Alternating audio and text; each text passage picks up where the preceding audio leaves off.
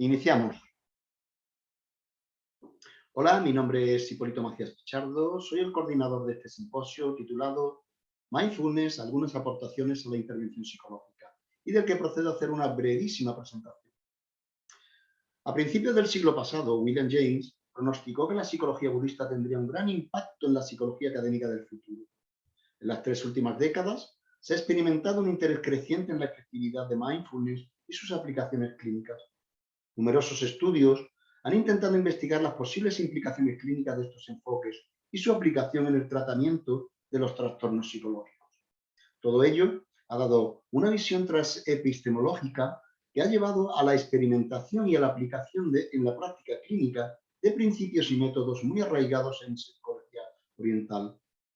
En psicoterapia, mindfulness ha sido incorporada a todos los modelos de tratamiento psicológico, desde el psicoanálisis, pasando por la terapia de conducta y cognitiva, hasta la psicología dialéctica. El objetivo de la terapia basada en mindfulness es apaciguar la mente progresivamente y fomentar la felicidad y la satisfacción natural mediante la meditación. En este simposio, los ponentes trataremos de explicar de manera somera que el mindfulness es una manera aparentemente sencilla de relacionarse con toda la experiencia que puede reducir el sufrimiento y preparar el terreno para la transformación personal positiva. Se trata de un proceso psicológico central que puede alterar la manera de cómo respondemos a las dificultades inevitables de la vida, no solo de los problemas existenciales cotidianos, sino también a los problemas psicológicos graves. Por ello, mindfulness puede ser utilizado en psicoterapia, como aquí hacemos, pero por cuestión de espacio, solo nos referiremos a algunos campos de actuación en los que los ponentes son especialistas. Por orden de intervención, doña Montserrat Dorado Mesa con mindfulness aplicado al niños y adolescentes. Le seguirá don Antonio García Romero con aplicación del programa de reducción de estrés basado en mindfulness en el protocolo unificado. Le seguirá doña Patricia Carmen Marrufí Bonfante con mindfulness aplicado a los trastornos alimentarios. A continuación seguirá doña Ana Hernández Rousseau con aplicación de mindfulness al trastorno de estrés postraumático, violencia de género, caso único, MLR. Y por último, yo mismo con intervención en trastornos por déficit de atención y hiperactividad en adultos basado en mindfulness. Sin más dilación, yo cedo la palabra a nuestra compañera Monse. Hola, bueno, como ha dicho Hipólito, yo os voy a hablar de mindfulness aplicado a niños y adolescentes. Bueno, la primera pregunta que nos planteamos es ¿por qué a niños? ¿No? Todo el mundo pues, puede pensar que los niños no tienen preocupaciones, no se atascan en obsesiones o que viven más el presente, ¿no? Pero lo cierto es que cada vez los niños están más estresados y más sobreestimulados. Por lo tanto, los beneficios del mindfulness en esta población son muy justificados, ¿no? No solo les ayuda a una mejor gestión emocional, sino que se conocen mejor, conocen sus emociones, sus sensaciones físicas y además les ayuda en su rendimiento escolar. El formato en el que aplicamos mindfulness a niños puede ser tanto en terapia, como bien ha dicho Hipólito, ¿no? Que es un ámbito en el que se aplica mindfulness para niños con problemas emocionales, pero también de forma preventiva, sobre todo en contexto escolar. Cada vez hay más programas y más actividades mindfulness en las escuelas e institutos. De hecho, en España, más de 200 instituciones escolares están aplicando mindfulness. Es un porcentaje mínimo en comparación con otros países. Por ejemplo, el Reino Unido ha instaurado como asignatura obligatoria el mindfulness. Holanda ya hace tiempo que tiene mindfulness tanto en primaria como en secundaria.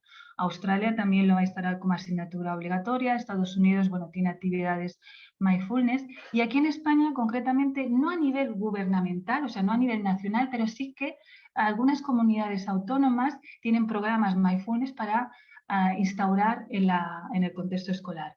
Por ejemplo, Aulas Felices, que está en Aragón, el programa Treva, que está en Cataluña, Escuelas Conscientes, que está en la Comunidad Valenciana, y actividades aquí también en Andalucía, algunos talleres en algunos colegios públicos. Bueno, mi presentación, el objetivo de mi presentación es un poco exponer una experiencia de mindfulness en un contexto escolar, concretamente en un instituto. Bueno, el primer objetivo era pues, mejorar indudablemente la concentración, la gestión emocional de estos alumnos, pero al mismo tiempo aprovechábamos para recoger información sobre esta experiencia. Por lo tanto, en este trabajo participaron 71 alumnos de un instituto de la Sierra de Grazalema, es un instituto pequeño, e intentamos recoger información sobre bueno, pues, sintomatología física, emocional, pensamientos distorsionados o disruptivos, y utilizamos un cuestionario que no estaba, digamos, estandarizado, pero bueno, un poco para ver qué había, ¿no? Era un cuestionario tipo Likert de 4 opciones, preguntas abiertas, y luego también entrevistamos a los tutores de cada clase.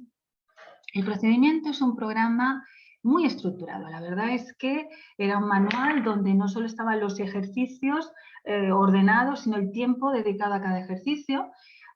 Se hacía una sesión semanal. El programa duró 10 semanas, casi 3 meses.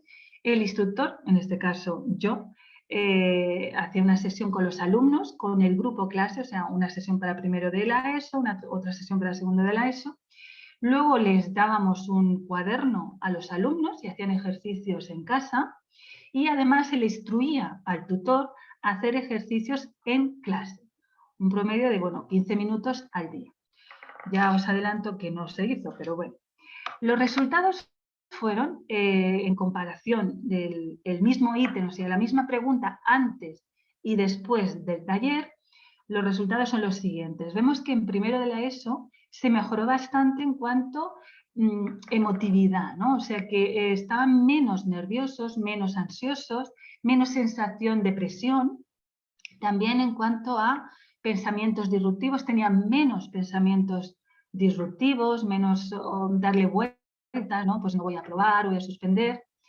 Y en cambio, en cuanto a sensaciones físicas, digamos, somatizaciones sí que aumentaron. O sea, si veis la gráfica, digamos, mejoran en emotividad y distorsiones, o sea, tienen menos, pero hay un pequeño empeoramiento, o sea, tienen más sintomatología física, los de primero de la ESO.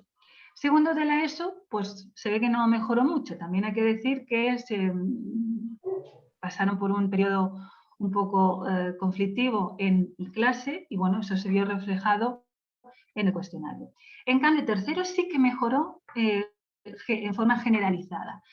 En este aspecto hay que decir que el profesor, el tutor de esta clase, estuvo muy implicado en el programa, cosa a la que volveré al final de la presentación. Y en cuarto, como digamos coincide también con los exámenes finales, vemos que el aspecto más emotivo, bueno, pues no parece que hubo mejora.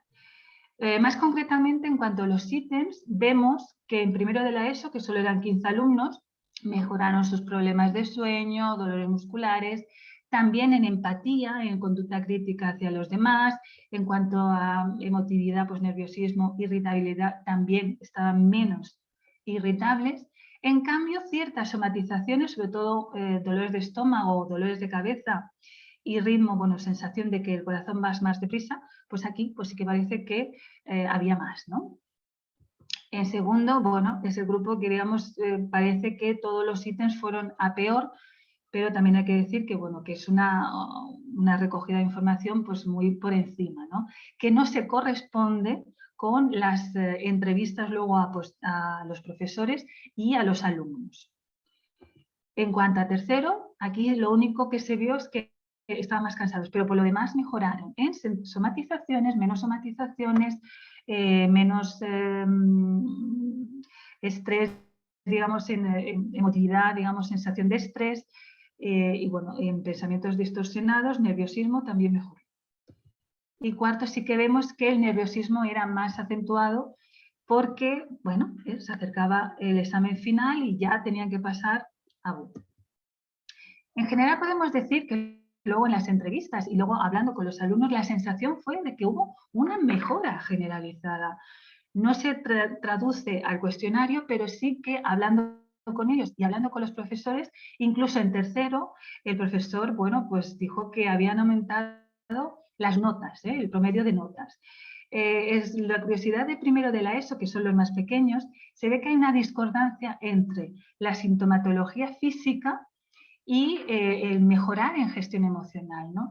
Y esto lo podemos atribuir o podemos hipotetizar que era porque de alguna manera fueron más conscientes de sus síntomas físicos y por eso, bueno, pues se daban más cuenta de esas molestias físicas que igual antes pues no eran conscientes. En general, después de esta experiencia, se puede decir de que el mindfulness fue bastante beneficioso. De hecho, algunos alumnos hablaban de cosas que se trabajaron pero que no estaban reflejadas en el cuestionario, tipo pues la mente de principiante o la generosidad, la amabilidad, todo eso no se preguntó en el cuestionario, pero ellos hablaban de que se sentían pues, más con un ambiente mejor en clase y que había un alumno que decía, bueno, yo ahora voy a una fiesta y voy con la mente más abierta, ¿no? No voy pensando me lo voy a pasar bien, me lo voy a pasar mal, sino van a ver qué hay, ¿eh? Eso es mente de principiante. Con lo cual yo concluyo que habría que utilizar un instrumento que pudiera recoger toda esa información, todos esos detalles, ¿no? Un cuestionario más fiable y más válido, que esté validado, y que en definitiva un asunto, un punto clave en cuanto a implementar mindfulness en contextos escolares es la implicación de los profesores. Sobre todo, se vio muy claramente que aquel profesor que estaba más implicado fue la clase donde más beneficios se obtuvieron. O sea, que la implicación de profesores, y si podemos conseguir la implicación de padres, pues muchísimo mejor, ¿no? En definitiva, bueno, pues esto es una frase de Ines Ler, que es la del programa. Es imposible hacer que las olas de nuestra vida cesen, pero podemos aprender a surfear. Las referencias y muchas gracias. Gracias, Monse. Pasamos ahora a continuación con el compañero Antonio.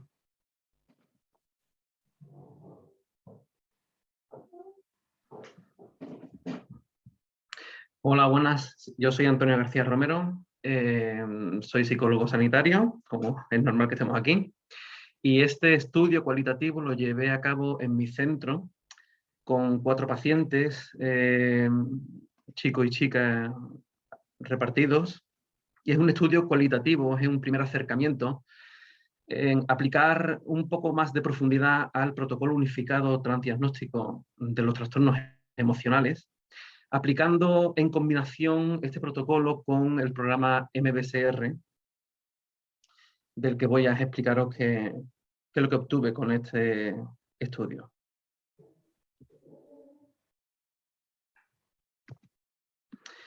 Bien, la idea surge porque mis pacientes no entendían bien el concepto de atención plena que está dentro de los componentes o los módulos, mejor dicho, del protocolo unificado. Entre ellos también se encuentra la flexibilidad cognitiva, el gestionar y afrontar mejor las emociones, la exposición interoceptiva para la gestión emocional. Y entonces, siempre los pacientes tenían la duda de muchas dudas sobre qué era eso de la conciencia plena. Como yo practico mindfulness desde hace varios años, entonces, sobre todo con el programa MBSR, decidí aplicar en conjunto y hacer un acercamiento de este protocolo junto con MBSR, lo cual me pareció interesante a ver qué salía de todo aquello. El mindfulness es, como he dicho, un componente de este protocolo y al final de todo esto separé un grupo control solamente con el protocolo unificado y el grupo experimental con el protocolo unificado más MBSR. Los objetivos fueron que mediante la práctica combinada del programa de reducción de estrés en mindfulness y el protocolo unificado se apreciará menores niveles de ansiedad, estrés, sintomatología depresiva, aumentando significativamente el nivel de bienestar subjetivo en el grupo experimental. Así también comprobar las medidas post-test del seguimiento a los 6 meses, si tras la combinación con MBSR se mantienen o cambiaron los efectos del tratamiento. Los participantes, como he dicho al principio, fueron 4 sujetos mayores de edad, 2 hombres y 2 mujeres repartidos equitativamente, entre 18 y 49 años, todos con diagnósticos compatibles de trastorno de ansiedad generalizada. Las variables las variables independientes son los 2 protocolos, tanto MBSR como protocolo unificado. Las variables dependientes fueron la ansiedad, el estrés, la depresión y el malestar subjetivo. Y las variables extrañas, factores de personalidad y trastornos comórbidos que no se podían medir para esto. Bueno, utilicé los 2 manuales del protocolo unificado, tanto del paciente como del profesional, así como el programa de MBSR que ofrece Palouse Mindfulness, que me parece muy interesante, como lo tienen planteado. En el procedimiento se tomó la entrevista inicial, los datos para repartir equitativamente a los sujetos. Fue una intervención de 8 semanas con 2 sesiones de 1 hora y media cada una. En total fueron 16 sesiones, 2 meses. Y la aplicación de los instrumentos psicométricos fueron el inventario de depresión de Beck, el BDI, el cuestionario de ansiedad estado rasgo, el STAI, el cuestionario de estrés percibido, PSQ, y los test que se incluyen en el manual del protocolo unificado sobre ansiedad y depresión, que crean una gráfica durante las 8 semanas. Ahora veremos los resultados. Bien, como dije, en el resultado pretest estaba la cosa bastante igualada en cuanto a algunos tenían más estrés, otros más ansiedad, otros más sintomatología depresiva, pero no diferían significativamente en absoluto. Bien, mis resultados fueron que a las 8 semanas ambos grupos, después de la aplicación de esta intervención, tuvieron mejores resultados en todas las variables dependientes, sin embargo no diferían significativamente, por lo cual el protocolo unificado mantiene su evidencia empírica, como recogen digamos, los estudios previos, pero lo que sí me llevé fue una sorpresa a la evaluación post-test. A los 6 meses encontré que el grupo experimental que se le aplicó MBSR manifestaron mejores niveles en las variables dependientes de ansiedad, estrés y depresión, como vemos aquí. El test que podéis comprobar por vosotros mismos, el test de percepción subjetiva de ansiedad y depresión, aquí indican que ambos grupos llegaron a ese estado de mejoría. Sin embargo, en el test de seguimiento sí que hubo una gran diferencia. ¿Por qué? Según los sujetos, me dijeron que mantenían prácticas más informales que formales de mindfulness.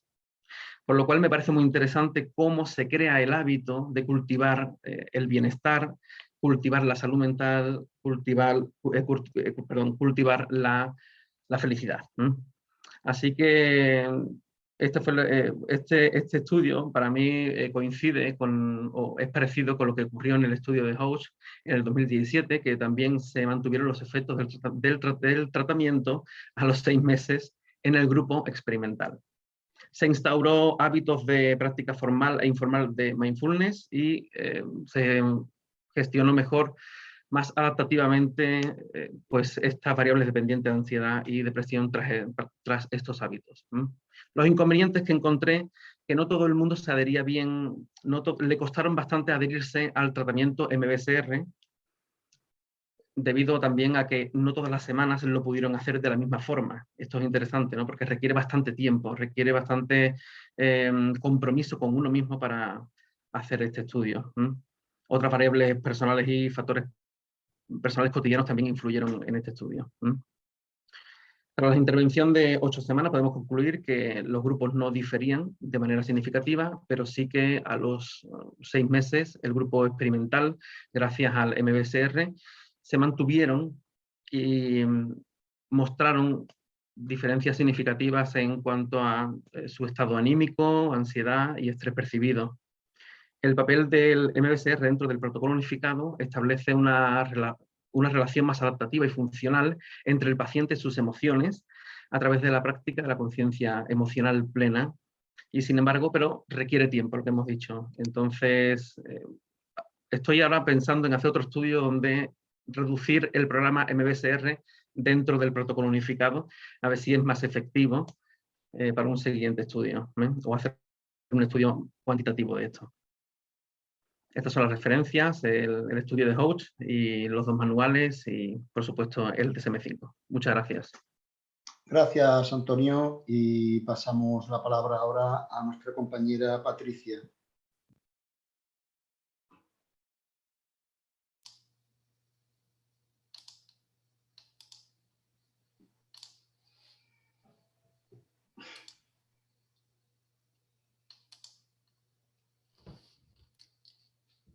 Hola a todos y a todas.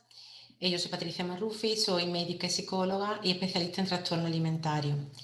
Voy a presentar en este Congreso Internacional Nacional de Psicología Clínica un caso clínico de una patología dual relacionado con los trastornos alimentarios. Decir que estos trastornos, tal y como se dominan actualmente en DMS5, que eran antes los trastornos que definíamos de la conducta alimentaria, son problemas graves, complejos, que pueden considerarse actualmente como una de las más preocupantes patologías psicológicas que surgen en adolescentes y mujeres jóvenes, aunque surgen y se mantienen por su cronicidad en todas las edades, y actualmente su aumento se puede considerar casi epidémico. Incluso podemos decir que ahora con la pandemia el aumento ha sido considerable. Cuando se habla de trastorno alimentario, se hace referencia a un conjunto de actitudes y estrategias asociadas a una preocupación permanente y excesiva por el peso y por la imagen corporal. En los trastornos alimentarios, las dificultades expresadas en relación con la comida y su efecto con el cuerpo pueden, sin duda, beneficiarse de las técnicas que utilicen la aceptación del momento presente y de entrenamiento en atención plena. El mindful eating es la práctica del mindfulness en la alimentación. Y esto implica en los pacientes aprender a explorar las relaciones que existen entre cómo nos sentimos, pensamientos y emociones, cómo comemos, conducta relacionada con la asunción de los alimentos. Se presenta un caso clínico complejo de una paciente de 32 años que acude a consulta privada afectada por un trastorno límite de la personalidad diagnosticado a los 18 años, asociado a bulimia nerviosa, también a bulimia con características peculiares, con presencia de episodios también de restricción alimentaria, atracones y conductas purgativas, sobre todo con uso de laxantes y sin vómitos. Presenta un índice de masa corporal de 22, pero se siente muy gorda. Y durante la exploración manifiesta siempre un discurso coherente, distorsión de la percepción de la imagen corporal, antecedentes de autolesiones, episodios psicóticos, 3 intentos de suicidio e innumerables amenazas de suicidio. El objetivo del estudio es cuantificar la mejora experimentada en las desregulaciones afectivas y el índice de riesgo de padecer un trastorno alimentario tras psicoterapia y entrenamiento en mindfulness, utilizando también body scan y el comer consciente. En cuanto al método, para la evaluación de la percepción de la imagen corporal se utilizó el test de 10 siluetas de Giunti Firenze y para el diagnóstico de trastorno alimentario se utilizó el EDI-3. El EDI-3 es la tercera edición de un cuestionario específico para trastorno alimentario de Garner del 2004, compuesto en esta versión de 91 ítems que están organizados en 12 escalas principales y 3 son específicas para trastornos alimentarios, en que se mide obsesión por la delgadez, la bulimia y satisfacción corporal, y 9 escalas psicológicas generales. Y también proporciona 6 índices, de los que uno específico para riesgo de trastorno alimentario y 5 índices de constructos psicológicos integradores, como ineficacia, problemas interpersonales, problemas afectivos, exceso de control, desajuste psicológico general, que también está muy ligado al mantenimiento de los trastornos alimentarios. En cuanto a la metodología, pues se firmó el consentimiento informado, se aplicó a la paciente el test de silueta, la aplicación del EDI-3 en versión de 21 ítems, porque también existe una versión reducida de 25, el EDI-3R. La paciente se somete a 22 sesiones con periodicidad semanal de psicoterapia y aproximadamente unos 40 minutos y unos 20 minutos aproximadamente, algunas veces más, de aplicación de entrenamiento en mindfulness. Y la terapia se reforzaba con tareas, psicoeducación en habilidades sociales, comunicación, nutrición, gestión emocional y compasión. El entrenamiento en mindfulness específico incluyó 8 sesiones centradas en el control del estrés, como conciencia, control de pensamiento en bucle, rumiaciones, aceptación, miedo a la madurez, compasión hacia uno mismo y los demás, 6 sesiones orientadas más a la percepción del cuerpo, con técnicas también de body scan, y 8 sesiones centradas en mindful eating, trabajando cómo nos sentimos al comer, pensamiento, emociones y cómo comemos. Tras las 22 semanas, pues se hace un retest, se aplica a la paciente el test de silueta y también se aplica el EDI3 en siempre la versión de 921 ítem. Los resultados, pues realmente vimos que no hubo unos cambios significativos en la autopercepción de la imagen corporal en relación al trastorno alimentario, a los percentiles de las variables específicas para este trastorno. Antes de la terapia con mindfulness, el índice de riesgo era de 94 y tras las 22 semanas de tratamiento de sesiones semanales, el índice de riesgo fue de 38. Fue significativamente una mejoría extraordinaria, muchísimo mejor. En cuanto a los resultados un poco más técnicos, durante la intervención terapéutica conjunta de psicoterapia y entrenamiento en mindfulness, se trabajaron las áreas específicas relacionadas con el trastorno alimentario, como la bulimia, en este caso la bulimia, y la patología de base de la paciente, que era el trastorno límite de la personalidad, caracterizada en su caso por impulsividad, conducta autolesiva e inmadurez emocional. En relación a las variables que se calcularon con el EDI3, la paciente mejoró las puntuaciones en las variables relacionadas con el riesgo de trastorno alimentario.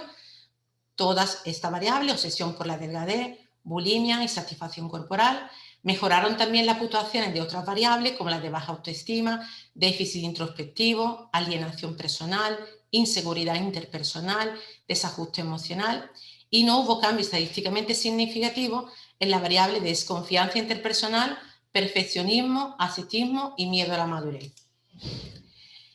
Entonces, concluyendo, pues decimos que las mejores puntuaciones obtenidas tras el entrenamiento en mindfulness en la variable específica, obsesión por la delgadez, bulimia, insatisfacción corporal, y la asociada como déficit introspectivo, alienación, inseguridad interpersonal y desajuste emocional, redujen en su conjunto de manera considerable el riesgo estadístico de sufrir un trastorno alimentario y generan una mayor capacitación para la gestión emocional de la paciente objeto de caso clínico. Por lo cual, podemos concluir que la paciente se benefició sin duda del entrenamiento en mindfulness con remisión de síntomas relacionados con el trastorno alimentario y con la desregulación emocional.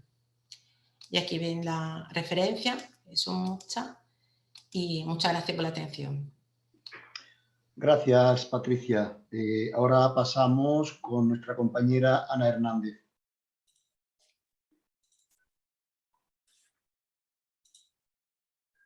Hola, muchas gracias.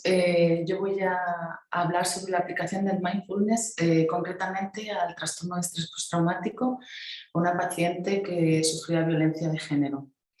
Yo soy psicóloga sanitaria y me dedico al tratamiento de adultos, parejas, familias. Y bueno, pues ¿por qué elegí este tema? Bueno, es importante saber que la Organización Mundial de la Salud habla de que realmente la violencia contra la mujer especialmente está omnipresente y es realmente devastadora. Datos de este año 2021 apuntan a que 1 de cada 3 mujeres en todo el mundo ha experimentado violencia física o sexual, y fijaros aquí, principalmente de manos de su pareja. Eso nos convierte a los psicólogos clínicos realmente en unas personas que debemos estar especialmente sensibilizadas con este tema. ¿Por qué? Porque tiene repercusiones en la salud de la mujer, tiene muchas repercusiones, pues traumatismos, autolesiones, suicidio, depresión, trastornos de ansiedad, embarazos no deseados, infección de transmisión sexual, problemas relacionados con el consumo de tabaco y alcohol, pues cosas que nos encontramos nosotros en nuestra consulta. ¿Qué pasa? Al ser un tema de mujer tenemos que estar especialmente sensibilizados y bueno, pues en el caso que os presento, mi paciente venía con depresión, trastornos de ansiedad y 2 embarazos no deseados. Bueno, pues la paciente es una mujer de 37 años, casada, con 2 hijos, de 3 y 8 años, es la menor de 2 hermanas y vive con su marido y sus hijos. deciros bueno, que el motivo de consulta ella viene porque cree que está loca y bueno, pues que también dice que discuto mucho con mi marido, no me encuentro bien, pero bueno, claro, es que yo soy, en verdad soy yo la que provoco las discusiones, soy yo la culpable y por eso mi marido me ha dicho que venga aquí. Entonces, bueno, pues evidentemente, bueno, pues todas estas, aquí os presentamos un poquito el análisis funcional, había, pues ella se sentía indefensa, culpable, avergonzada y bueno, pues se sentía pensaba que era una mala madre, que destruía a su familia si se separaba, entonces todas estas señales de la primera consulta pues me indicaron que, digo, bueno, ¿te parece que pudiera venir tu marido? Entonces, bueno, pues en la segunda consulta ya vino su marido y efectivamente pues ya sí que ya que sí que se confirmó el tema del maltrato. O sea, bueno, pues tenía muchas, ¿sabes? Le acosaba, le tiraba del pelo, le despreciaba, cosas que hizo, bueno, pues en consulta, en la tercera se presentó directamente en consulta siguiéndola, es decir, bueno, presentaba una serie de acciones que efectivamente nos hacía pensar que era un problema de maltrato. ¿Cuál fue el objetivo? Pues con esta mujer los objetivos era que fuera consciente de su estado de maltrato, que no se lo atribuyese a ella, que decidiera qué quería hacer, si realmente quería separarse o no, porque uno de los principales problemas en estas mujeres es que lo que quieren es, piensan en separarse, pero piensan que eso va a ser que su pareja se va a llevar a los niños o que se van a quedar tiradas en la calle sin dinero. Entonces, pues bueno, había que aumentar su autoestima, su autocuidado, su autocompasión, porque efectivamente tenía mucha crítica, mucha embotamiento mental y bueno, bajar su nivel de ansiedad y obtener el apoyo familiar, porque como sabéis, pues todo el tema del maltrato lo que hace es aislar a la mujer en su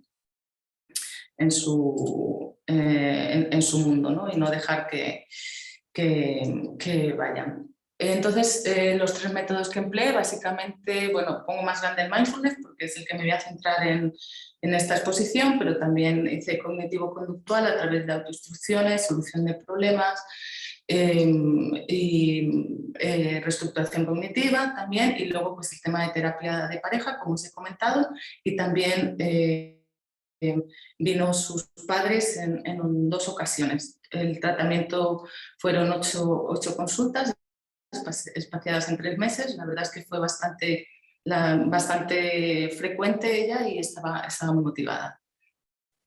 Entonces, bueno, pues concretamente en el mindfulness, bueno, quiero transmitiros básicamente que el mindfulness es algo que diariamente empleo en la consulta, de tal forma que prácticamente el 99% de las personas lo necesitan, porque realmente el mindfulness no es solamente una técnica, sino es una forma de vivir, realmente estar consciente y ser conscientes de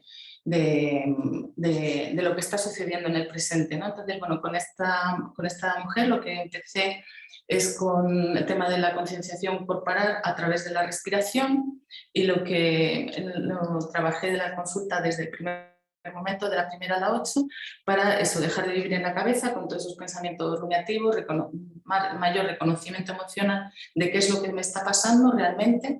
No todo se circunscribe a culpa e impotencia, sino, y que si yo tengo alguna sensación, eso no significa que eso sea la realidad. Mi cuerpo no soy yo, ni mi mente tampoco soy yo. Y luego la conciencia corporal, ya en la segunda sí que empezamos a hacer ejercicios de escaneo corporal, un poquito más largos, que tenía que hacer en su casa, de 45 minutos, y esto también servía, pues como os he dicho antes, para esos mismos objetivos de antes, pero también le servía para tener un momento para ella, ¿vale? Porque como no os he comentado antes, no tenía ningún momento, todo eran los demás, todo era pues eso, estaba totalmente embotada. Y por último, relacionada con el mindfulness, lo que hice fue pues, centralizar en la parte de autocuidado y autocompasión con meditaciones de autocompasión y bondad amorosa. ¿Qué se consigue con este tipo de meditaciones? Pues bueno, pues bajar la autocrítica, salir del aislamiento social en el cual ella estaba metida, y lo que se hace es abrirse hacia otras personas. Como veis, se empieza por una autocompasión, es decir, me sostengo a mí misma, y luego ya lo que hago es ya poderme entregar a los demás, porque esta mujer realmente pues eso, no podía ni hacerse cargo de sus hijas, ¿no? Entonces, centrándonos concretamente en lo que es la intervención del mindfulness, pues eso mostró una mejoría respecto a su conciencia corporal, su capacidad de hacerse cargo de su vida, así como de su autocompasión. Resultados objetivos: consiguió tomar la decisión de separarse de su marido, irse a vivir sola con sus hijas, volvió a trabajar de nuevo en el negocio familiar de sus padres, y consiguió ser más independiente en los tres niveles: a nivel de pensamiento, a nivel emocional y a nivel económico. Son los tres niveles que debemos de conseguir con nuestros pacientes a la hora de la independencia. No vale solamente la independencia económica o solo la emocional, ¿vale?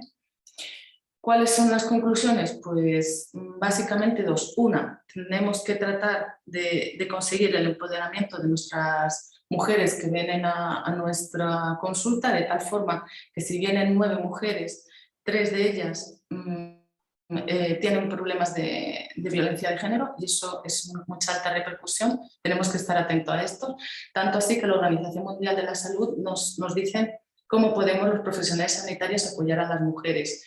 Debemos de escucharlas, preguntarlas, validando sus experiencias, reforzar su seguridad y ayudándoles a ponerse en contacto con otros servicios, como podrían ser pues, la misma, pues, abogados y demás. Y por último, la mayor conclusión, efectivamente, quiero transmitiros que el mindfulness es una herramienta muy aplicable a este tipo de pacientes, que por ahora no hay referencias bibliográficas, puesto que es pues algo muy, muy reciente. Así que muchas gracias por vuestra atención y pasamos a Hipólito. Muchas gracias. Me toca el turno ahora a mí. Yo voy a hablaros ahora. Recomiendo a mis compañeros que abandonen un momentito para que salga mi imagen. Ahora, gracias. Voy a hablaros de un estudio cuantitativo llevado a cabo durante 2 años, titulado Intervención en trastorno por déficit de atención e hiperactividad en adultos, basado en mindfulness. Decir primeramente que hay que hacer un poco o dar un poco de información sobre qué es el TDAH, porque hay todavía mucha controversia a pesar de los estudios científicos que corroboran la existencia del TDAH, ¿no? Y yo el TDAH lo considero como si fuese un iceberg donde, como en cualquier iceberg, se ve solo una octava parte del mismo, y por debajo de la superficie queda oculta mucha cosa todavía, ¿no? Entonces, ¿qué es lo que se ve? Pues se ve las manifestaciones de los 3 síntomas nucleares, como son la inatención, la impulsividad y la hiperactividad. ¿Y qué no se ve? Pues no se ve las funciones ejecutivas que están alteradas, las dificultades de aprendizaje, la inmadurez, la labilidad emocional, la alteración en el manejo del tiempo, alteraciones comórbidas, déficit en habilidades sociales, baja tolerancia a las frustraciones, desobediencia, dificultad del sueño, etcétera, ¿no? Es decir, nosotros vemos el TDAH como un desequilibrio químico que provoca un fallo en el sistema ejecutivo del cerebro. Vamos a ver algunos datos, como por ejemplo que 2/3 de los niños con TDAH seguirán padeciéndolo, a pesar de que muchos decían que esto desaparecía en la adultez. El otro tercio no es que desaparezca en sí el TDAH, sino que no se producen las mismas manifestaciones y no tienen la misma sintomatología. Decir que el curso evolutivo es exponencialmente negativo, fundamentalmente cuando no hay un diagnóstico precoz y una intervención adecuada. También decir que en el adulto, más que la presencia de los síntomas, lo que pesa es el grado de desadaptación que estos mismos crean, ¿no? Se ha demostrado que el tratamiento combinado, es decir, la psicoterapia y la farmacología, es el más efectivo, pero en el adulto se ha comprobado que no es así, ¿no? De tal manera que pensamos que mindfulness puede ser un tratamiento alternativo o complementario para estos adultos.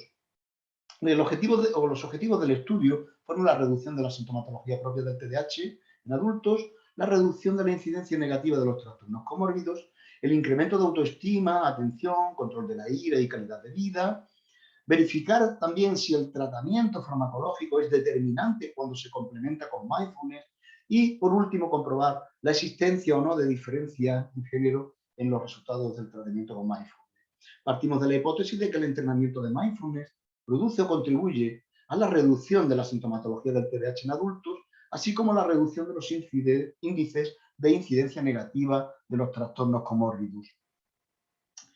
En cuanto a la población de estudio, estaba conformada lógicamente por adultos de ambos sexos diagnosticados de TDAH y la muestra quedó consolidada con 54 adultos, de los que 36 eran hombres y 18 mujeres, con edades comprendidas entre los 20 y 58 años y todos voluntarios para esta investigación.